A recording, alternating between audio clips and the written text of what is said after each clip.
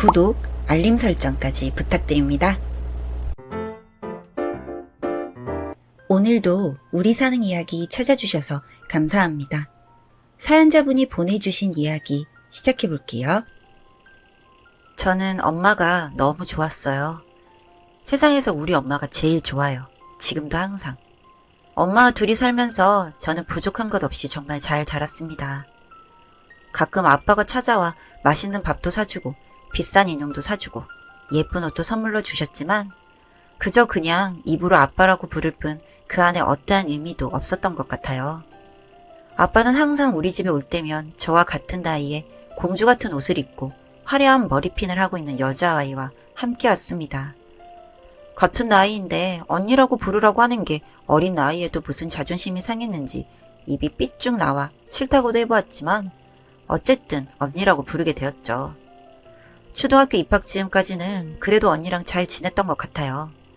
가끔씩 아빠가 찾아와서 몰래 자기가 아끼는 인형도 전해주기도 하고 친구도 별로 없던 저에게 절친 같은 존재가 되었고 엄마도 가끔씩 그렇게 만나는 자리를 싫어하지 않았어요. 오히려 저보다 더 기다리는 느낌이었습니다. 싫어할 만한 자리였을 수도 있는데도 엄마는 재미있게 노는 언니와 저를 보면서 세상에서 가장 예쁜 미소를 지어주곤 했거든요. 언니와 저는 초등학교를 같은 곳으로 입학해서 언니를 매일 학교에서 만날 수 있다는 생각에 저는 너무 들떴었고 처음엔 너무 즐거웠습니다. 그러던 어느 날 첩, 바람, 불륜녀 이런 단어가 무슨 뜻인지도 모르던 그때 언니는 저에게 엄마가 불륜녀라고 말해주었습니다. 그 말을 전해들은 날 학교 끝나고 엄마에게 신나게 달려가 엄마, 언니가 엄마 불륜녀래. 불륜녀가 뭐야? 라고 정말 해맑게 물었어요.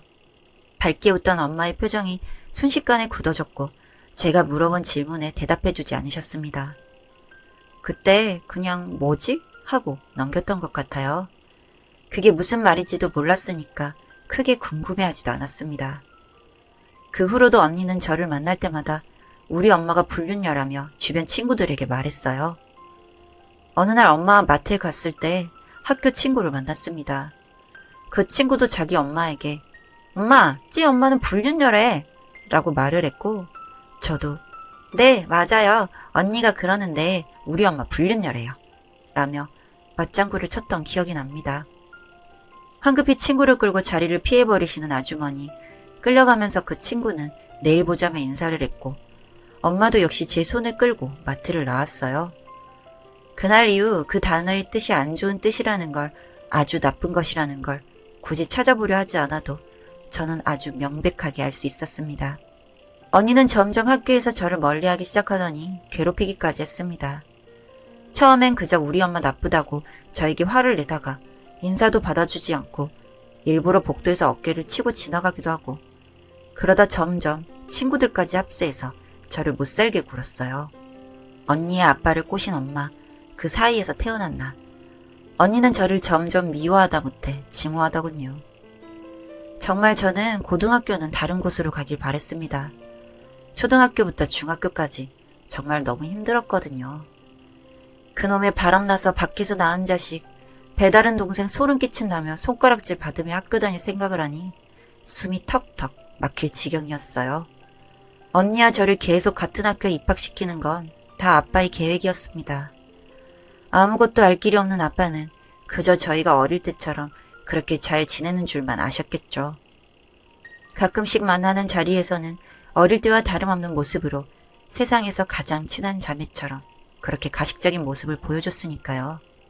부잣집에 돈 많고 예쁜 언니는 배다른 동생과 같은 학교에 다니면서도 항상 밝고 교우관계가 좋은 인기쟁이였습니다. 언니의 인기가 많을수록 그 곁을 지키는 친구들이 늘어날수록 저의 알 수 없는 적들은 저를 아무 이유 없이 미워하는 사람들 또한 늘어갔습니다. 그렇게 길고 길었던 언니의 가식적인 연기는 고등학교까지 같은 학교를 배정받은 후에서야 아빠에게 들키게 되었습니다. 중학교 졸업식 날 학교 건물 뒤편에서 케첩과 젓갈을 퍼부으며 온갖 욕을 하며 깔깔거리던 학생들 사이에 서 있는 언니의 모습을 아빠가 보셨거든요. 아빠를 발견한 언니는 많이 놀란 듯 했습니다. 아니, 두려워 보였습니다.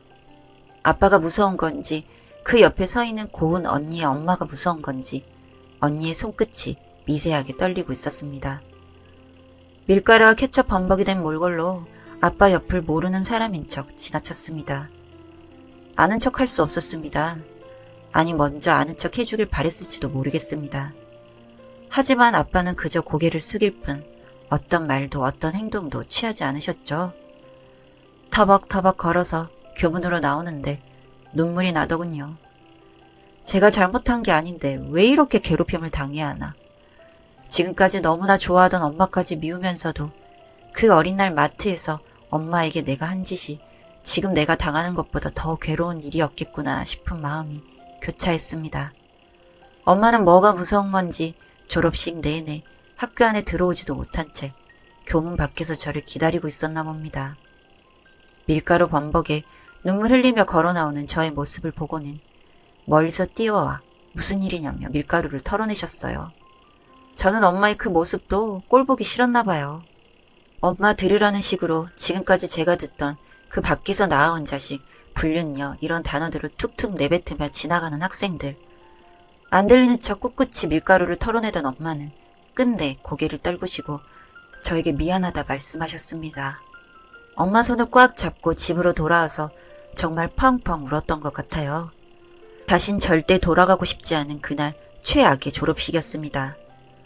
고등학교 입학과 동시에 전학을 알아봤습니다. 그게 맘처럼 쉽지 않았지만 엄마는 저를 위해 이리저리 방법을 찾아보려 노력하셨습니다. 그래도 졸업식 때 발각이 돼서 그런지 언니의 직접적인 괴롭힘은 없었고 덕분에 저도 그저 조용히 공부만 했습니다. 간혹 뒤에서 욕하고 수다 소재로 이용되는 건 알고 있었지만 직접적으로 저에게 피해가 오지 않아서 크게 신경 쓰지 않았고 쓰고 싶지도 않았습니다. 그렇게 무난하게 모든 게 잘 넘어가고 있는 줄 알았어요. 하지만 언니는 그렇지 않았던 것 같았습니다. 미치광이처럼 잠옷을 입은 채로 다 늦은 저녁에 울며 불며 소리를 지르며 저희 집에 찾아왔습니다. 정말 정신 나간 사람 같았습니다. 대뜸 집에 들어와서는 집안 살림을 다 부실 작정인지 방방 뛰고 엄마를 잡고 마구 흔들며 진짜냐고 악을 쓰며 묻는데 무슨 소리인지 알아들을 수가 없었죠. 집안은 난리가 나고 미친 거냐며 저는 언니를 뜯어 말려보았지만 저를 밀쳐내고 죽어버리겠다며 난리를 치는 통에 엄마와 저는 언니 한 명 말리느라 혼이 나가 있었습니다. 그렇게 한바탕 난리를 치는데 그때 그 우아한 부잣집 사모님과 아빠가 집에 들어오시더군요. 아빠를 보자마자 엄마는 아빠의 뺨을 때리셨고 고운 그 부잣집 사모님께 이러려고 데려갔냐며 따져 물으셨습니다. 그 말을 듣는 순간 머리가 멍해지면서 붙잡고 있던 언니의 팔을 놓았고 언니는 발악을 하면서 집 밖으로 뛰쳐나갔습니다. 누구 하나 나가는 언니를 잡지 못했고 언니는 그 길에 교통사고가 나버렸습니다. 정말 엉망진창이었습니다. 들어야 할 말도 듣고 싶은 말도 많은데 모든 상황이 어지러워서 어떤 걸 먼저 해결해야 할지 감도 잡히지 않는 상황이 돼버린 거죠. 그리고 전 믿을 수도 없는 엄청난 이야기를 들었습니다. 대학교 때부터 엄마 아빠는 긴 연애를 했대요. 하지만 아빠의 부모님의 반대로 둘은 헤어졌고 아빠는 바로 결혼을 하신 거죠. 그때 엄마는 임신 사실을 아빠에게 알리지 않았다고 했습니다. 혼자 기를 수 있을 거라 생각했다고 하시더군요. 하지만 저희는 이란성 쌍둥이, 엄마 혼자의 몸으로 저희 둘을 모두 감당하기엔 몹시 버거웠고 무서웠겠죠. 처음엔 미혼모 센터에 몸조리를 하며 저희를 키울 준비를 하셨지만 생각만큼 녹록지 않은 상황에 엄마가 먼저 아빠에게 도움을 요청했다고 했습니다. 그저 자리 잡을 동안만 금전적 도움을 바랬던 엄마의 생각과는 다르게 상황이 흘러갔다고 하시더군요. 불임 판정을 받은 부잣집 고은 사모님께서 억센 시어머니의 임신 압박을 견디지 못하고 저희 엄마에게 아주 달콤한 말로 현혹시켜 언니를 데려간 거였습니다. 그 덕에 저는 부족한 것 없이 이렇게 잘 자랄 수 있었던 거였고요. 모든 퍼즐이 맞춰져 갈 때쯤 왜 언니가 그렇게까지 발악을 했는지 이해가 갔습니다. 진짜 엄마에게 온갖 나쁜 프레임을 씌우며 친구들과 욕하고 손가락질하며 살아왔던 자신인데 얼마나 놀라고 괴로웠을까요? 그렇게 더럽다며 경멸하던 사람들과 사실은 정말 진짜 가족이었다니 얼마나 놀랐을까요? 평생을 쌀쌀맞은 엄마 아래에서 이쁨 받아보겠다고 집안에서 노력했을 어릴 언니의 모습이 상상되며 안쓰럽기도 했습니다.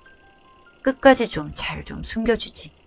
이럴 거면 그냥 데려가지 말지. 병실에 누워있는 언니를 먼 발치에서 바라보며 그저 모든 게 다 자기 탓이라 조용히 눈물 흘리는 엄마의 뒷모습이 너무 가슴 아픕니다. 언니는 현실로 돌아오고 싶지 않은가 봐요. 몸은 다 나았지만 아직 아무도 알아보지 못하고 잦은 발작을 일으키며 알 수 없는 혼잣말을 하곤 합니다. 할머니는 저에게 연락을 하십니다. 이제 아빠의 핏줄은 저 하나 남았다고요. 참, 그 연락이 소름이 끼치고 사람이 이렇게 뻔뻔할 수 있나 싶은 생각이 들지만 대신 저에게 특혜가 엄청 많이 생겼습니다. 통장에 매달 용돈이라며 돈이 꼬박꼬박 들어오고 신용카드도 받았거든요. 대학교 입학하고 나서는 학교 근처에 집까지 얻어주셨습니다. 모든 혜택이란 혜택을 아주 쏙쏙 다 빼써먹고 있습니다. 등록금도 대주시고 카드도 아주 펑펑 쓰고 있어요. 억지로 쓰지 않아도 될 것까지 그냥 마구마구 카드를 쓰는 것 같아요.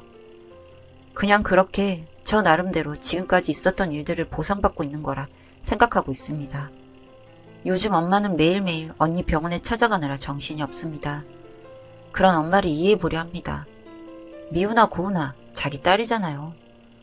하지만 언니를 엄마를 알아보지 못합니다.